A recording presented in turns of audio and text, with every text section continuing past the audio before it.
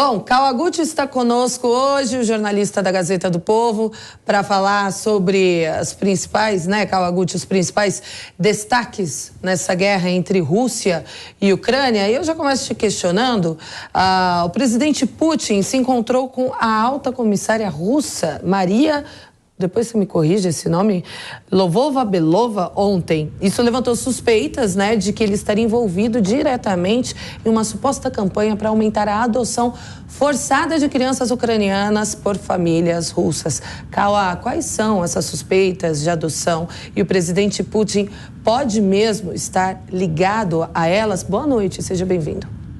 Boa noite, Carlos Kobayashi. Prazer falar com vocês. Esse assunto das crianças é bem pesado. Eu me lembro quando eu estava na Ucrânia, ali desde março, a Ucrânia começou a acusar a Rússia de fazer deportações forçadas. Ou seja, eles invadiram uma grande parte de 4 províncias ali da região ucraniana, a região do Donbás, que é Luhansk e Donetsk, Zaporíжia e a região de Kherson. E as pessoas que moravam lá, por vezes, foram obrigadas, algumas delas foram por livre e espontânea vontade, outras foram obrigadas a entrar em trens, em ônibus e serem levadas para a Rússia. Então, migração forçada é um crime de guerra. E agora, nessa semana, saiu um relatório estarrecedor, que pelo menos 6.000 crianças teriam sido levadas para território russo em campos de reeducação, ou seja, 43 campos de reeducação, ou seja, elas foram levadas aí contra a vontade das famílias para território russo. Algumas retornaram, outras não. É muito chocante, diversos relatos apareceram na mídia de pessoas ucranianas, pai e mãe, que eles começaram a ser obrigados a mandar os filhos para escolas mantidas pela Rússia, porque não tinha outro tipo de escola e tinha que mandar o filho, senão poderiam sofrer represálias. E aí, na escola, falaram, as crianças de vocês vão para uma colônia de férias. Foram para a colônia de férias e nunca mais retornaram. O que aconteceu, segundo autoridades ucranianas e segundo esse levantamento americano, é que essas crianças foram enviadas para adoção por famílias russas, o que é chocante, é estarrecedor, está gerando uma série de protestos da Ucrânia. E, recentemente, na verdade ontem, o presidente Putin ele se reuniu com a Maria Lvova, que é a sua comissária de direitos humanos, e isso fez com que diversos analistas ocidentais imaginassem ou levantassem a suspeita de que haveria uma ligação direta entre o presidente Putin e esse movimento que a Rússia está fazendo de adotar ilegalmente crianças ucranianas. Claro que tem o outro lado dessa história. O que o presidente Putin diz é que durante a guerra muitas pessoas morreram, os pais de diversas crianças morreram, essas crianças ficaram órfãs e aí eles pegaram essas crianças e levaram para dentro da Rússia para elas serem adotadas por famílias russas. Então o que ele estaria fazendo seria uma atitude humanitária. Mas não é possível comprovar o que realmente está acontecendo, porque autoridades internacionais não são aceitas dentro do território russo. Esse é um assunto que já há alguns dias está causando aí arrepio na comunidade internacional, exatamente porque na época da União Soviética era comum que os soviéticos eles obrigassem povos inteiros a sair das regiões onde eles moravam e colocavam em outras regiões da União Soviética que eles queriam colonizar. E o que os ucranianos estão acusando a Rússia de fazer coisa totalmente semelhante.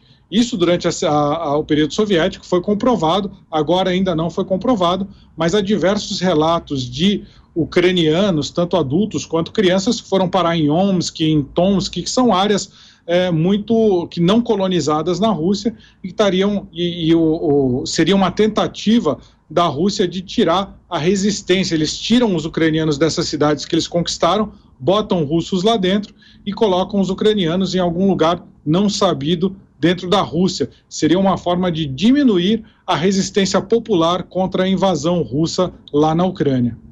Agora, Cauã, o material que chega do nosso correspondente Luca Bassani com essa informação, ó. Líderes de alguns dos principais países do mundo se reuniram em Munique, na Alemanha, para discutir novas ações envolvendo a guerra Ucrânia-Rússia. O presidente ucraniano, Volodymyr Zelensky, mandou mensagem para os participantes. Vamos acompanhar.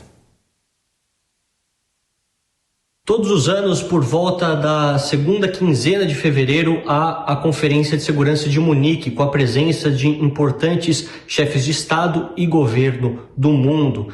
Este ano, isso não deixará de acontecer e vemos que são mais de 40 chefes de Estado e governo, além de pessoas especializadas em segurança e diplomacia de mais de 100 países, com a presença da vice-presidente americana Kamala Harris, também o secretário de Estado americano Antony Blinken, o próprio chanceler alemão Olaf Scholz, o anfitrião do evento, o presidente Macron, também o primeiro-ministro do Reino Unido, Rishi Sunak, e tantos outros. No ano passado, o assunto era sobre a iminência de um ataque russo no território ucraniano. Hoje, nós sabemos que a invasão já aconteceu e logo mais completará um ano.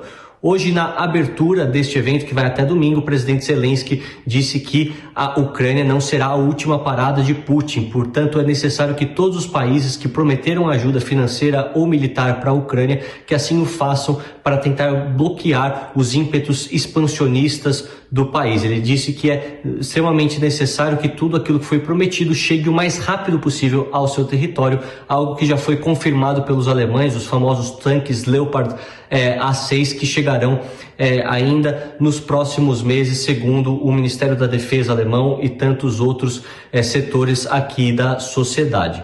Vemos que pela primeira vez em 20 anos a Rússia não é convidada, assim como também o Irã, que sofre ainda sanções por conta da violência, como respondeu aos protestos no seu país no ano passado após a morte daquela jovem de apenas 22 anos. Nós estaremos aqui na cidade de Munique acompanhando tudo o que acontece nessa conferência e as decisões tomadas após esse realinhamento de forças geopolítico e também militar.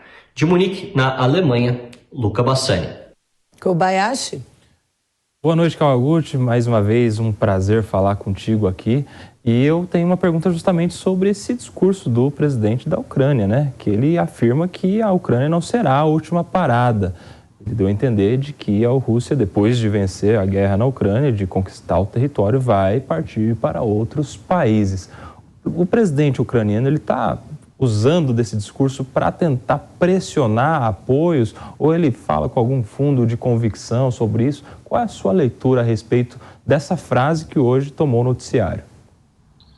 Para nós ocidentais, para nós que estamos aqui na América do Sul, pode parecer uma coisa estranha que você acusar uma potência de querer ser expansionista, de querer conquistar outros países, não pela economia, não pela influência econômica, mas pelas armas, você invadindo esses países com os seus tanques, com as suas tropas. Isso pode parecer estranho, pode parecer fantasia, mas é o que está acontecendo. É o que está acontecendo desde o ano passado, desde 24 de fevereiro. O presidente Zelensky, ele bate nessa tecla. É claro que existem uma série de razões para essa guerra.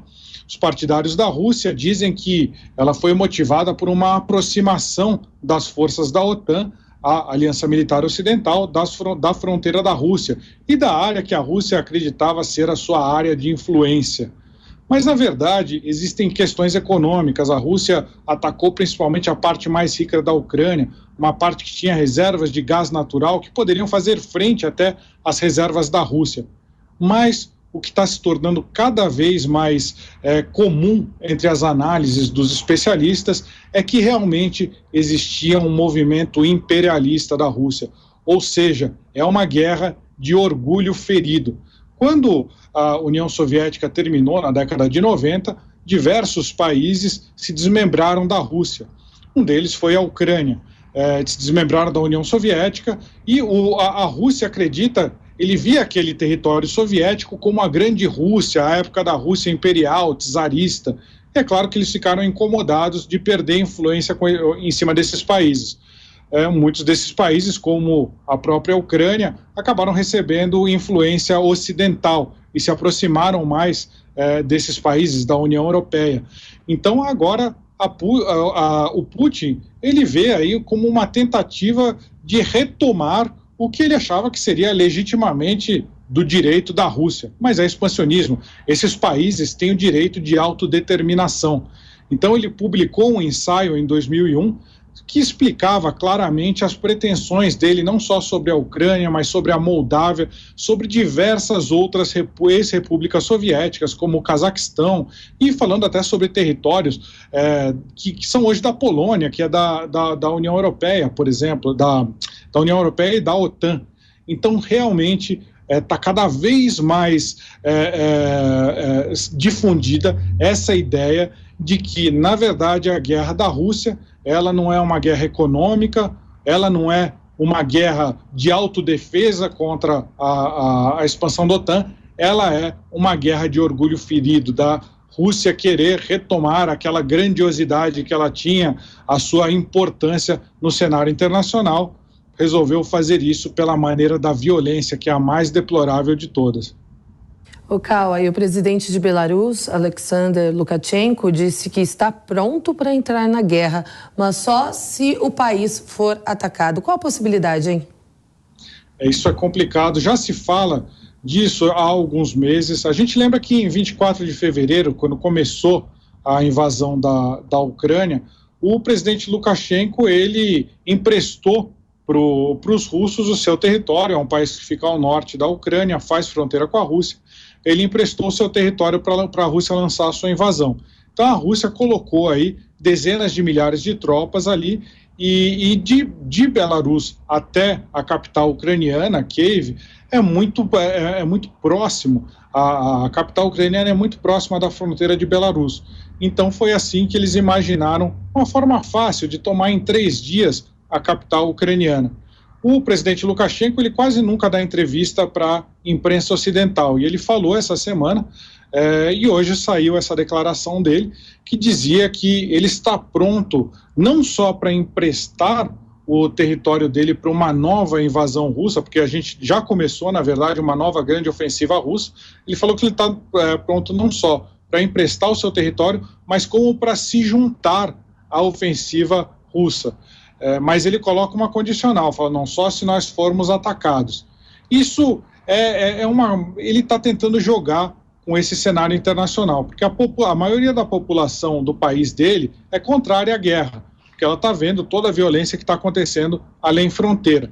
Só que ele é um aliado que depende muito do presidente Putin. Há cerca de 2 anos ele quase sofreu um golpe, ele quase sofreu o que a gente chama de uma revolução no seu país, e ele recorreu ao poder financeiro e ao poder bélico da Rússia para poder se manter no poder. E agora ele praticamente deve um favor ao presidente Putin. Então o presidente Putin tem pressionado ele a entrar na guerra, ele sabe que se ele entrar, ele pode destruir não só a economia, mas a infraestrutura do seu país. Então ele está aí encurralado entre ajudar o seu maior protetor. Possivelmente o regime da Bielorrússia não existiria por muito tempo se não fosse a Rússia, e ele entrar numa guerra que pode destruir o seu país, pode destruir a sua economia e pode até derrubá-lo ali da posição da presidência que ele já ocupa há décadas. Mas quando ele coloca essa condicional, olha, eu vou entrar na guerra se eu for atacado, isso levanta aquela possibilidade que a gente já falou muito aqui no programa, da chamada false flag, ou seja, uma operação de bandeira falsa.